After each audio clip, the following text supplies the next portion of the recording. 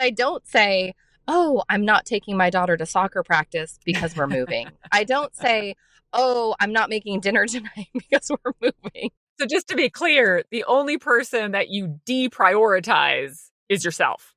Yes. Okay. And I just named it Martyr Mom Mode because we're always the martyr because we're so good. We don't need to take care of ourselves. It's all about everybody else. And then we wonder why we're having complete meltdowns.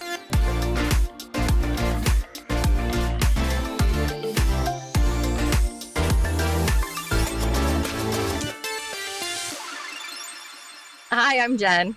And I'm Suzanne. Today we are talking about the tendency to go into Martyr Mom Mode. Dun, dun, when a dun. so-called, if you can see YouTube, air quotes going up, a so-called crisis arrives in the house. Do you know where I'm going with this one? This one I do.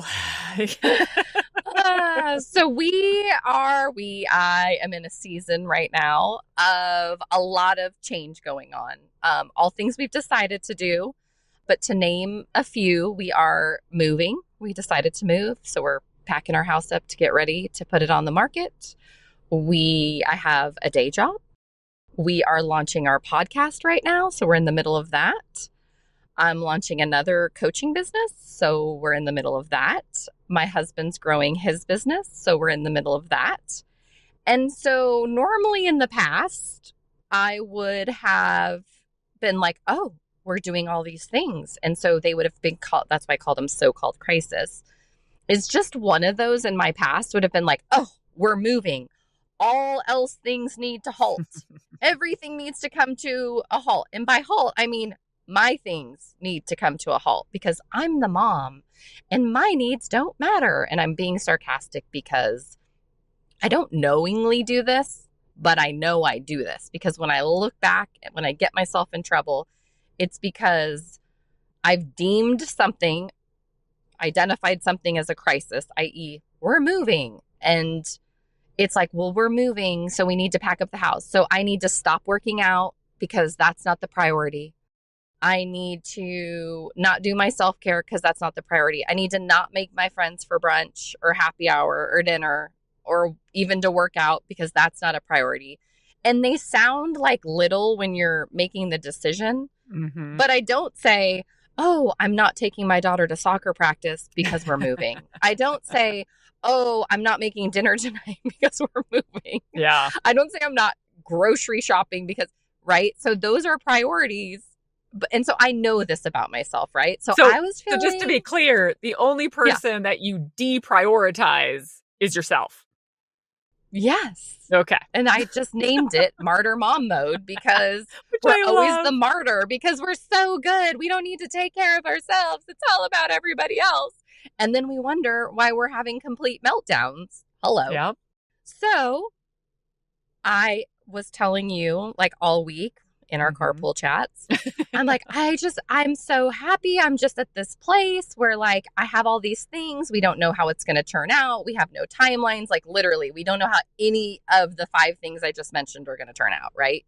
And I feel good. My nervous system is calm. I'm just rolling with it. I was just so proud of myself. And then I came home before we get to the and then is a complete departure from the Jen of past. It would have been, I need certainty. I can only do one thing at a time. Anything else is too much. We will only focus on one thing. It's a crisis. So automatically we're abandoning all the things. Yeah, yes. Absolutely. So I think it's important to know why you were so proud of how you were dealing with the uncertainty, yet still moving forward. So continue. Thank you. Yes.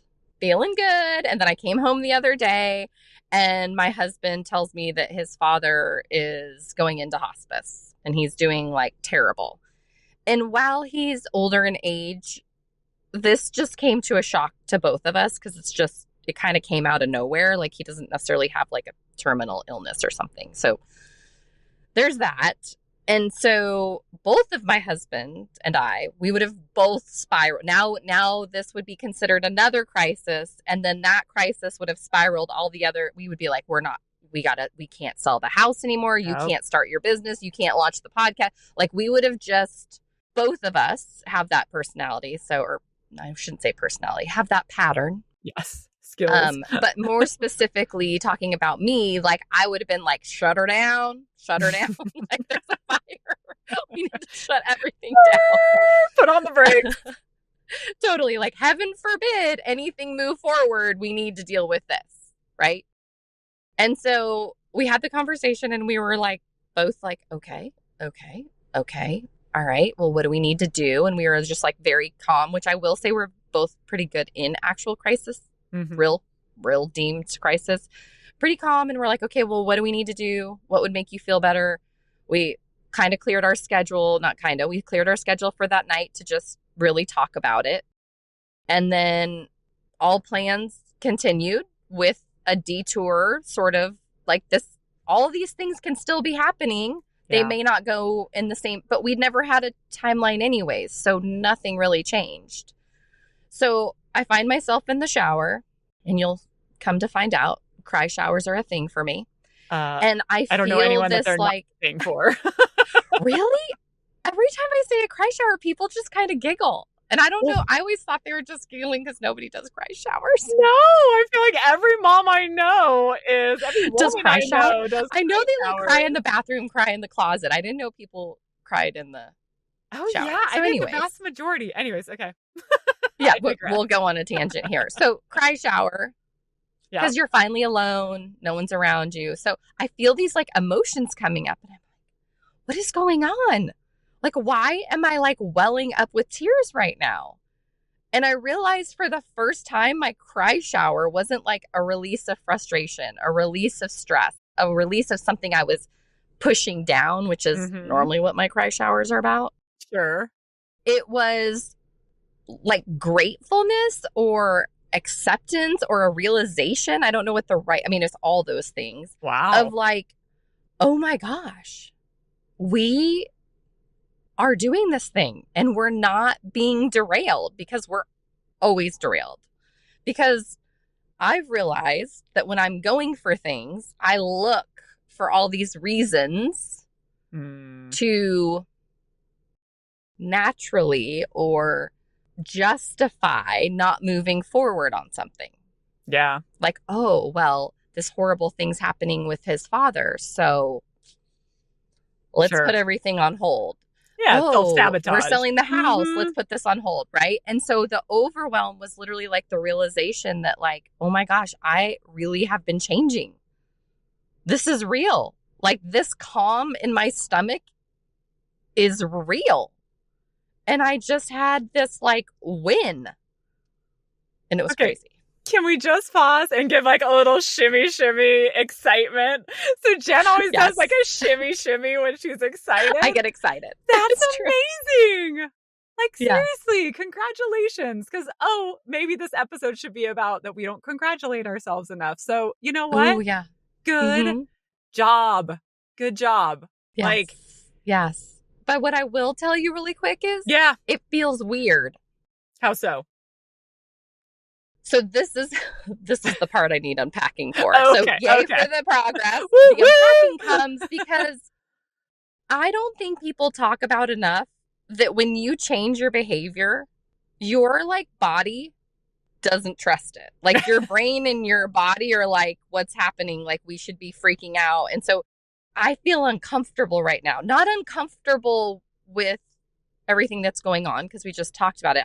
It's a different weirdness in my body. Like, you're not supposed to be behaving this way. This is not how we behave. You need to be freaking out about something. Like, you need to start taking stuff off your plate. Well, and the neuroplasticity in your head is saying, like, you need to do the same thing. Like, we don't like change. What are you doing, woman? I mean, it's scientific. Even though it's better for me, it's healthy, it's how I should be. I don't like the word should, but it's how it is. Like, this is the truth. Like, all these things are happening. Yes, they were all, for the most part, with the exception of his father, are things we chose to do simultaneously. These are things that will all better our life. These are like, I mean, all the positiveness doesn't mean it's not hard, but they're all things that we want. And then this one comes in, and I thought for sure it was going to derail us. And then we both were like, hey, we can still continue on. And it was like, oh, okay, we can. And then I feel weird. Like so many of our conversations. Just keep talking. Because when I feel weird, I just keep talking. So I think what is important in what you said that really resonated with me is I think we expect when we change that somehow everything's just going to be merry and bright and we're just going to be like Snow White, like off in the forest and everything's lovely and that rainbows change. And butterflies. Yeah. And I think that what you're saying is here you've done something and changed a behavior and really, really wanted to change this behavior. Should do it, but did it because you wanted to, made conscious decisions with your husband to take chances and to do things that you believe will better your life. That more things came up that you were not prepared for that previously would have sent you to throw on the brakes. You now are moving through it with such grace, understanding that there's no certainty in life, despite what we try to make of it. And that yet your brain and your body is like, whoa, woman, like what is happening here? And I think just you acknowledging it, and I so agree with you that we don't talk about it enough because we think when we get to a certain point that everything's just going to be better and we're going to somehow just feel miraculous. And I think just acknowledging that, oh, okay, I'm still super proud, but my body and my brain hasn't quite caught up yet. But I know if I continue down this path, it'll get better and better and better. And so I think that is significant. And I think you and I have had that along our journey in so many places. But to me, this is probably the most significant I've heard it from you in terms of like you're doing bigger and bigger things with it's more like global. Like it's more pieces of my life, I guess would be a good thing. Yeah. And I was laughing this morning. Was it this morning? No, it was Wednesday.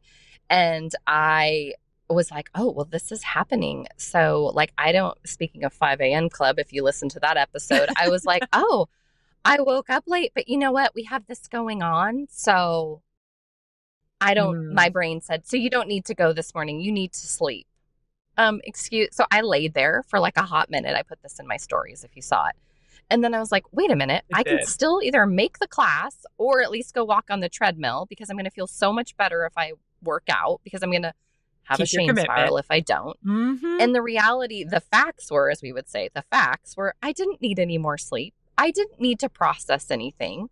There was nothing going on that needed my personal body, mind, health attention. Yeah. It was just a little martyr mom coming in hot thinking, let's just not do this. Yeah. And then I was like, no, none of these things are true. So it's not to say that things don't keep coming up, but there's nothing real. Yeah. And I think too is that I think you nailed it at the beginning of the episode when you're telling your story that it's really all about you. Like you're going to create that self-fulfilling prophecy if you stop taking care of yourself, because if you stop taking care of yourself, all these other things can't go forward. Yes. And so, but that doesn't mean that your brain is going to necessarily be on board originally. Like you're going to have to keep saying like, no, we got this. It's almost like your brain and your body's like another kid. Like you got to keep reminding them like, no, we're good. See, this is exciting. This is good. And so, yeah, I mean, that's a lot of growth. Congratulations. Yeah.